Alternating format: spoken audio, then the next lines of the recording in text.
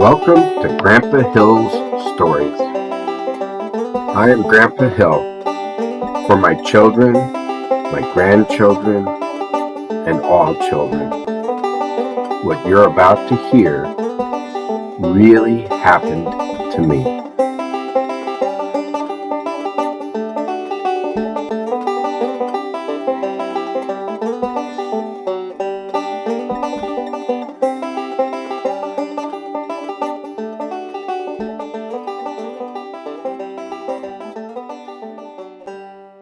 And I am here today with 3 of my grandchildren, and they're going to listen to a story.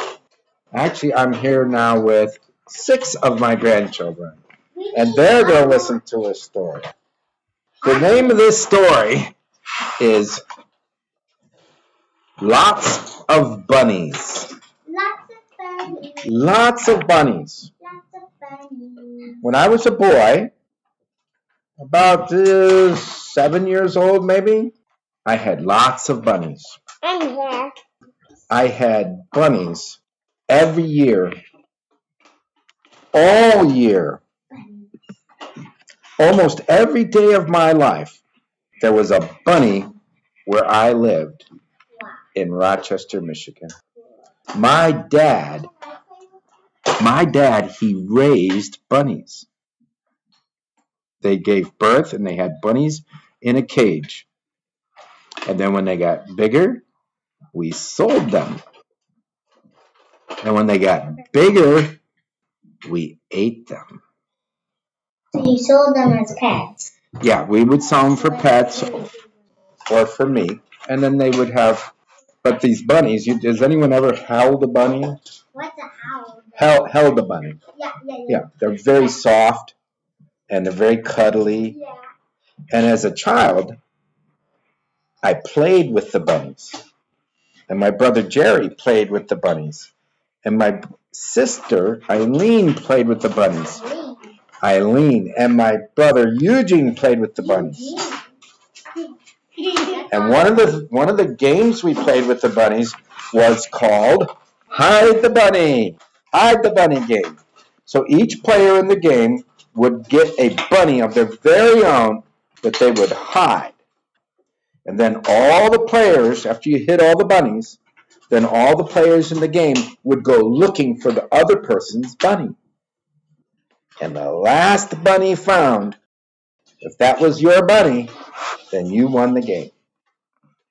And then you played the game again and again. And when you were done playing the game, you put the bunnies back in the cage and do whatever else you had to do that day. Make sense? Where do you think you'd hide your bunny? A box, right. But what would happen in the box is the bunny would make a scratchy noise. And the bunny would come up and it would look out of the box. And then he'd be very easy to find.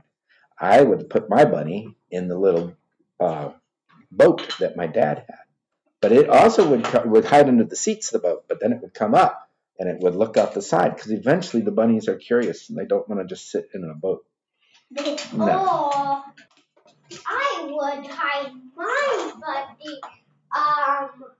in a bucket, a little hole. Yes. Yeah. So we would play the game, and one day we played the game, and Gerry, my little brother, he won the game. His bunny was very hard to find, and it was the last one to be found.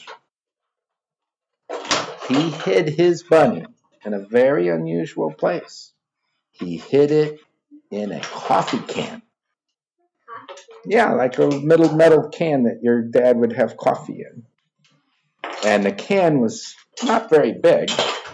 It was made out of metal. And he didn't want the bunny to look out and see everybody and everybody see the bunny. So he also put a lid on the coffee can.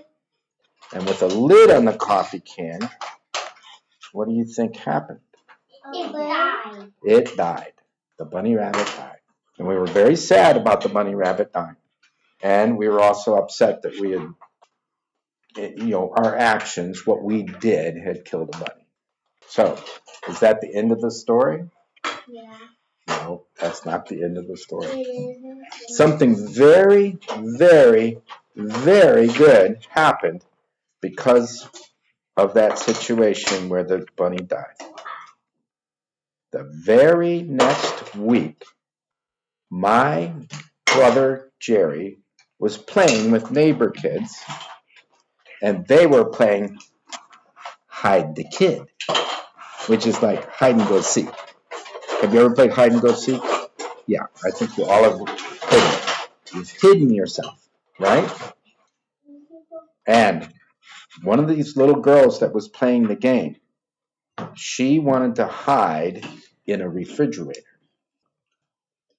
And Gerry would not let her hide in the refrigerator because Gerry knew what had happened to the bunny.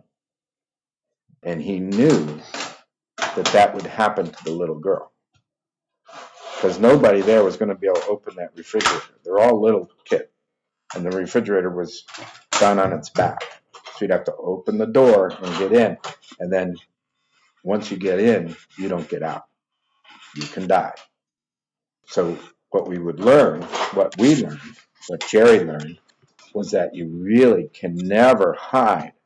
The well that have a lid on a lid, a latch, anything that lets you get too hot or can't breathe. Or too cold. Or too cold, too. That's a good point. Yeah, don't hide in the freezer. Yeah, don't hide in the freezer. Don't hide in the refrigerator. But don't that's hide in. Well, only places that you can see. And that's my story called Lots of Bunnies. And now you need to do the marshmallow thing. Marshmallow. Marshmallow. Marshmallow. If you can get free of those grandchildren, I would like to talk to you.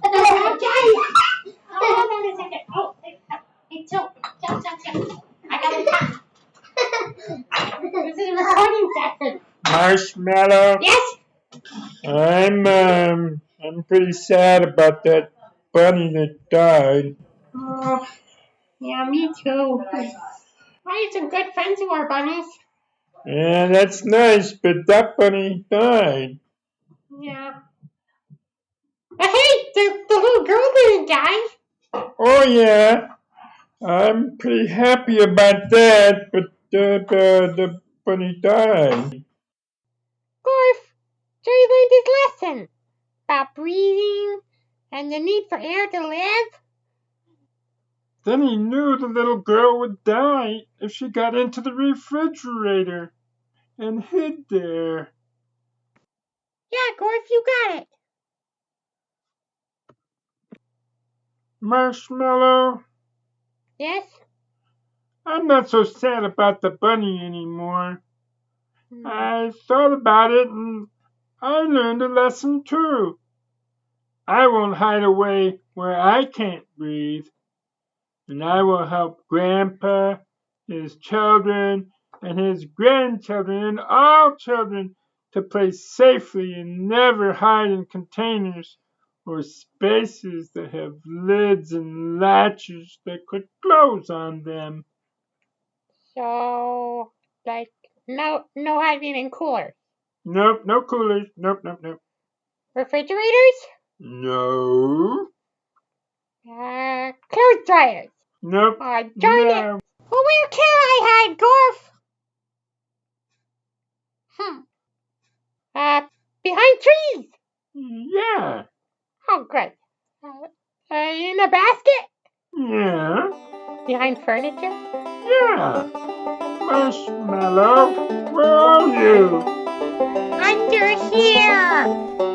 I think it was difficult to tell the story with